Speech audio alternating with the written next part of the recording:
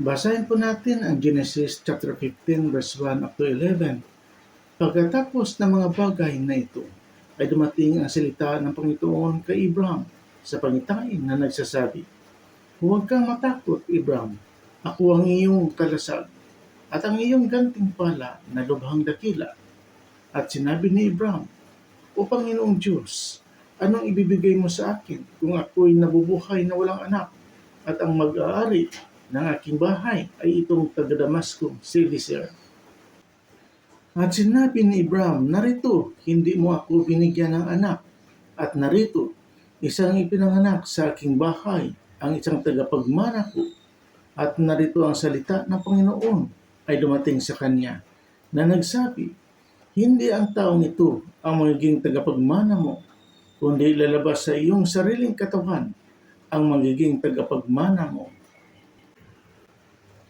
At siya'y inilabas at sinabi, "Tumingala ka ngayon sa langit at iyong bilangin ang mga bituin, kung mabibilang mo." At sa kanya'y sinabi, "Magiging ganyan ang iyong binhi."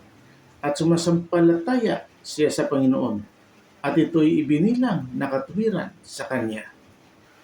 At sinabi sa kanya, "Ako ang Panginoon na nagpaalis sa iyo sa Ur ng mga Kaldiyo, upang ibigay sa iyo ang lupaing ito na manahin mo."